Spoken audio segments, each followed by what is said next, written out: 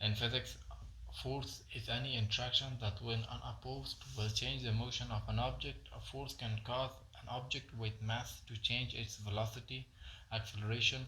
Force can also be described intuitively as a push or pull. A force has both magnitude and direction. That's why it makes it a vector quantity. Like in physics, motion is defined as a change in position with respect of time. In simpler words, motion refers to the movement of the body. Typically, motion can be described as a change in speed or change in direction.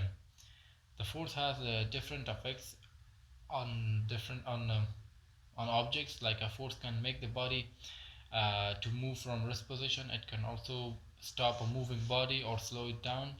It can also accelerate the moving body. It can also change the direction of the moving body along with its shape and size. Every object continues in a state of rest or in a state of motion in a straight line at constant speed, unless it is compelled to change that state by a force exerted on it.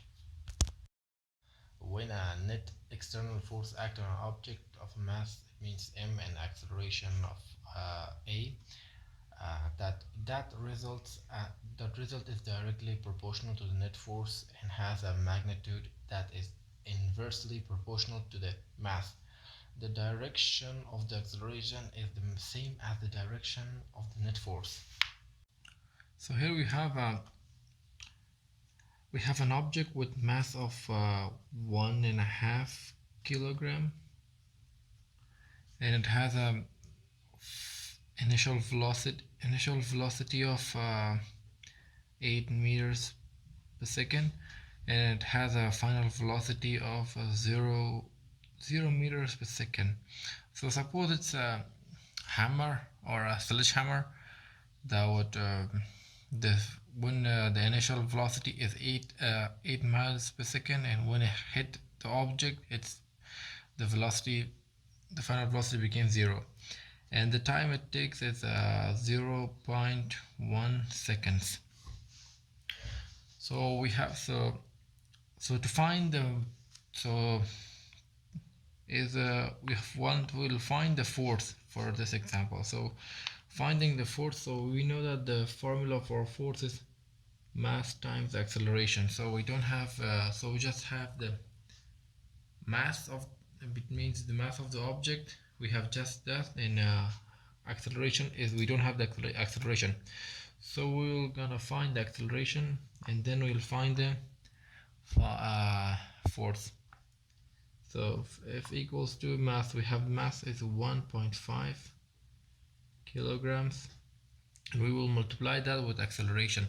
So we will find the acceleration like the final velocity. So we had formula for that, like for acceleration we had to find, it was something like a final velocity minus initial velocity divided by time. So this was the formula for acceleration. We have the velocity and we have the time as well, so we're gonna find that with that. So our final velocity is 0, we're gonna put that, so final velocity minus initial velocity 8 meters per second, and we have divided with time. Our time is 0.1 seconds. So now we will go like a 1.5 kilograms multiply by, so when we kind of solve, so how we gonna solve? So 0 minus 8, we will know that it's 8, and 8 divided by 0.1 is something like 80 meters second squared. So now we find the acceleration. This is our acceleration, and we'll do something like now we will multiply these two. So when we multiply that, so it's something like 80 is something like 120 kilogram meters per second squared. So when we change this to the unit of force, is something like F equals to 120 newtons. So that's it for this is the main. So result for this example. So in this example we have something like suppose we have a car with a mass of 1200 kilograms and it has a acceleration of 18 meters per second squared. So how much force needed to accelerate this, like this car with this mass, so up to this acceleration? So we had the formula was something like force equals to mass times acceleration. So we have both both of them, like we will put them all. We have the value for mass and as well for acceleration. We're gonna put them in the formula. Force equal to mass is 1200 kilogram times acceleration. Acceleration is 18 meters per second squared. So now we will multiply these two, like so 1200. So we're gonna put these two, and when we multiply, it's something like 621. So 21,600 kilograms meters per second squared. Now we will change that to force unit. It's 21,600 newtons. So this is our force.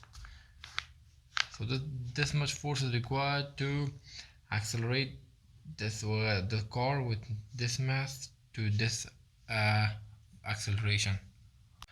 So we have here we have an object with the mass of 2000. We have an object with a 2000 kilogram mass, and it have been moved or displaced with 40,000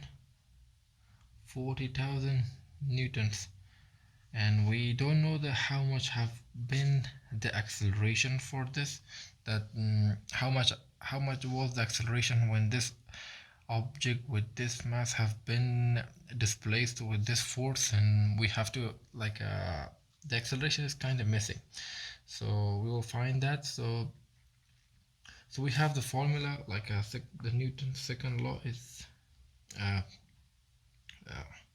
F equals mass times acceleration.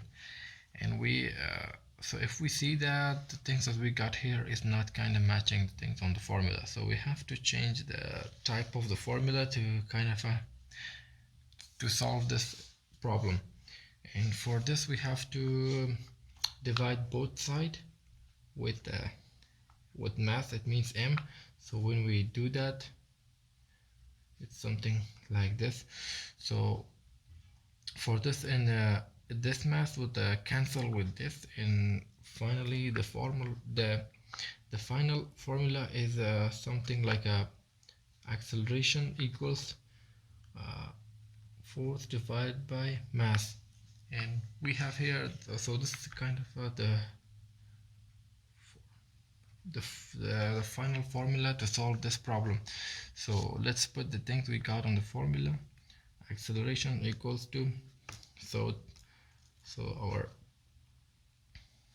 what's that thing? So our force is 40,000 newtons, and we have